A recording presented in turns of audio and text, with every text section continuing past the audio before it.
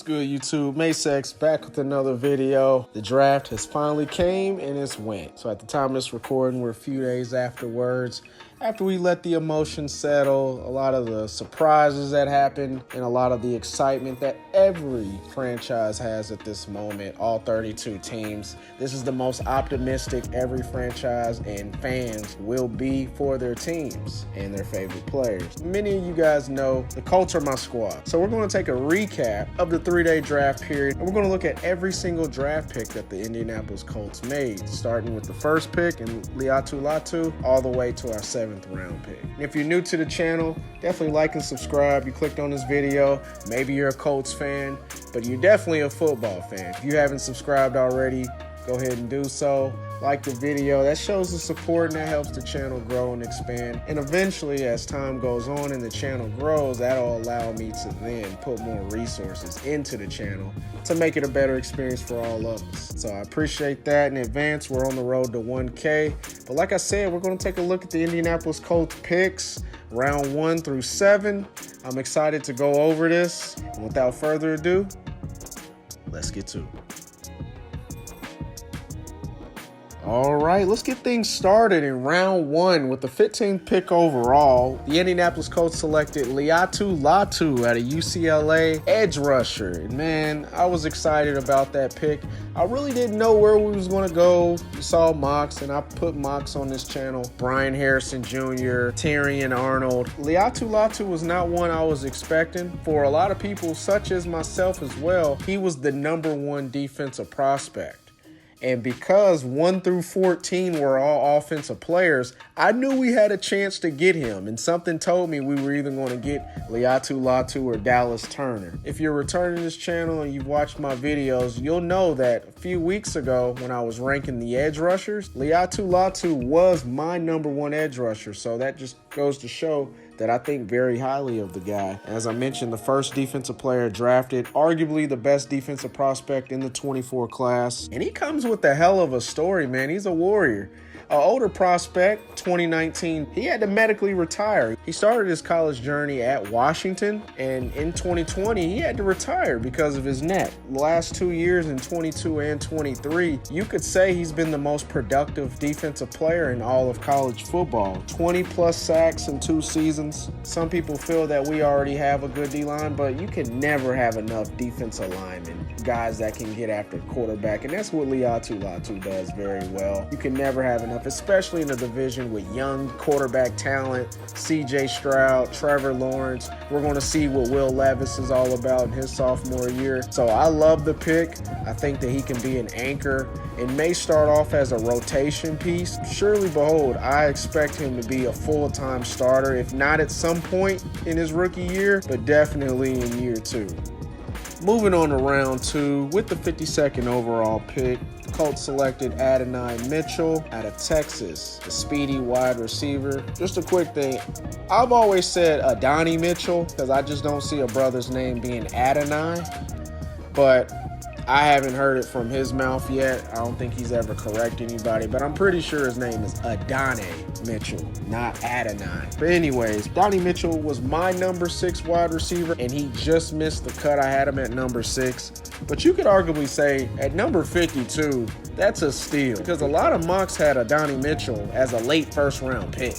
So to get him towards the back, middle, late second round, that's value right there. He's 6'3", 6'4", ran a 4.33 at the combine at that height, man. That's potential right there. Not the most savvy route runner in the RPO Sarkisian system out there in Texas. The RPO system, which is coming a lot more alive in the NFL, but it's still kind of cookie cutter-ish, and the RPO doesn't really develop wide receivers into really good route runners because the route tree is limited.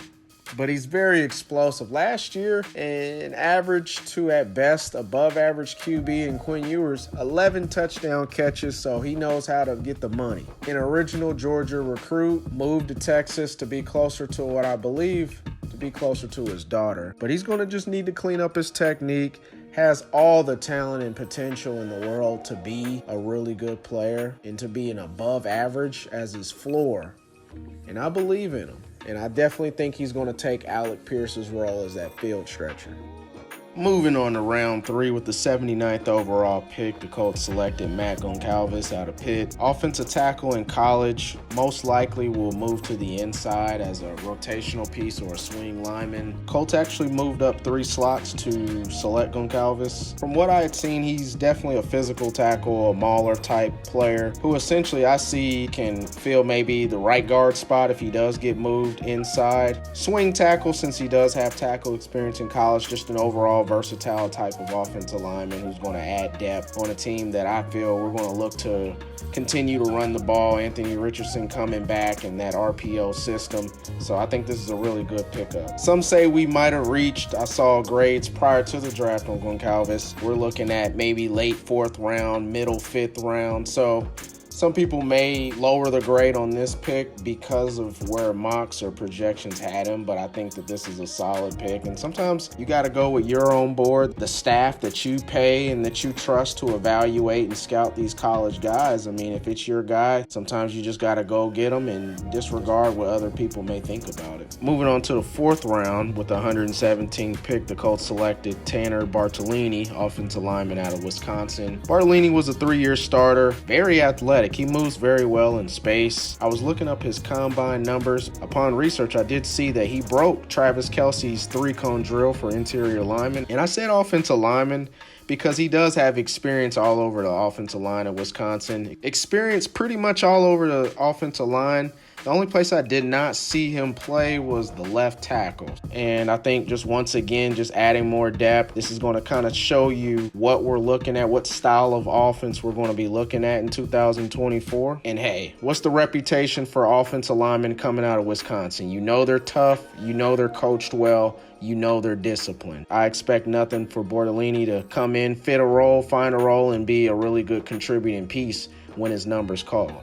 Moving on to round 5 with the 142nd pick overall, the Colts selected Anthony Gold, wide receiver out of Oregon State. Anthony Gold is a speedy special teams guy. I don't really see him providing a ton of value at the wide receiver position. His calling card is going to be in kick return and in the punt return game, especially this season with the new kickoff return rules that are going to be implemented. Special teams is a third of the game. I hated just seeing kickers basically just kick the ball out of the end zone every time for a touchback. We're in a close game or we're down 10 points or so and we need a spark, and this is the type of player that can move the ball to the 50 or on the opposing 45-yard line. I'm looking forward to seeing what he can do with the ball in space. Very athletic, ran a 4.39 at the combine. I believe he had one of the highest athletic scores. I think he was 4th in that. And that just shows he's a dynamic player with the ball in his hands. And I'm looking forward to seeing the value that he's going to bring as a returner. We're going to stay in round 5, but move up a little bit to the 151st pick. We're going back to defense, and the Colts selected Jay Carlisle,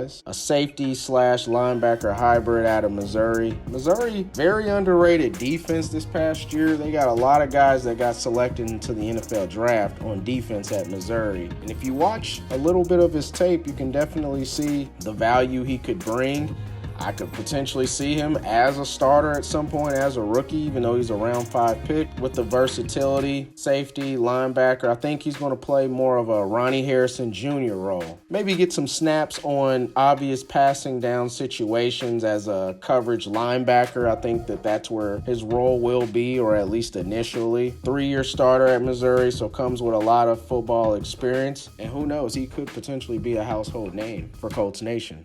All right, and with our 3rd pick in round 5, 164 overall, Colts selected Jalen Simpson, a cornerback out of Auburn. Now, Jalen Simpson may play safety, but he's going to be in the defensive backfield all in all. 2nd team All-SEC, 4 interceptions last season, so he definitely plays the ball well. 4 interceptions in college. I definitely would consider that being a ball hawk. He slipped in the draft mainly just because of his raw athletic score. Because of his size, calculated with his athletic score numbers at the combine, a really low score. The NFL is going to look for certain markers to be checked, and he didn't check a lot of those boxes athletically, but I think he will win with experience, with savvy. He'll definitely fit in the role. So if he does move to safety, which the Colts need a lot of defensive back help, that's probably why we went back-to-back, needing depth overall. We had some injuries over the last couple years. So somebody who could definitely fill in a role in a spot that, honestly,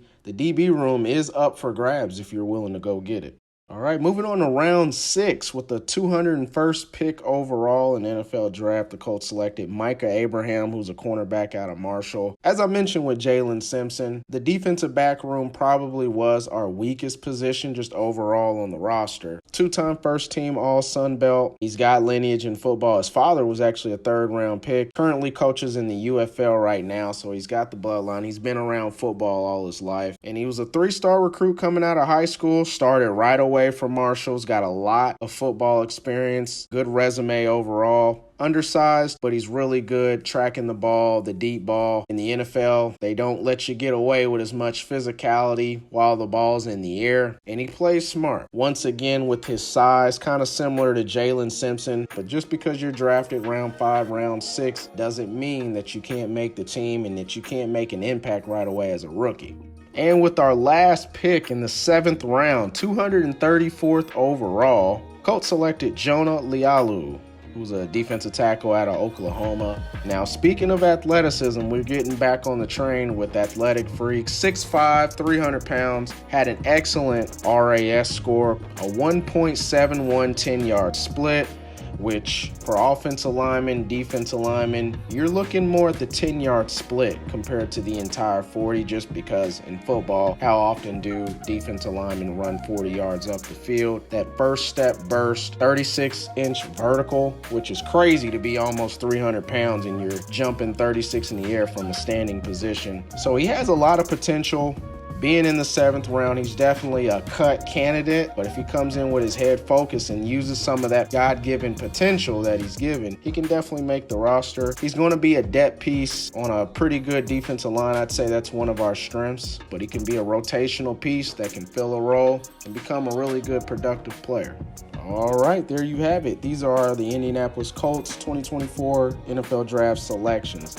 And honestly, I think we're sending a message to the NFL. We're going to run the ball. We're going to be physical. We're going to dominate on the offense and the defensive line of scrimmage. And we're going to control the clock with the run game and the RPO option. Shane Steichen is basically bringing that Eagles offense over to the Indianapolis Colts. We saw it a little bit last year. And I think with the year with Anthony Richardson being fully healthy, we're going to see a glimpse of the 2022 Philadelphia Eagles offense for the Indianapolis Colts. So I'm really excited with all the defensive selections as well as getting some more depth on our offensive line. I think it's pretty clear how we're looking to attack offensively and defensively, making a push to get back into the playoffs. If you made it this far in the video, I deeply appreciate it. And if you haven't already, definitely like and subscribe to the video. It definitely helps me. It helps the channel grow. We're on the road to 1K, and I can't do this without you guys. Also, the more we grow, the more I can give back into the channel. So it's all definitely appreciated. I appreciate the support to this point. But be on the lookout for new videos that I got planned so far over the next couple weeks. The summertime is kind of that dead period for football. Don't worry, I got you guys. We're going to be looking at some content for sure. With that said, I hope you guys have a good one, and I'll see y'all in the next video. Cheers!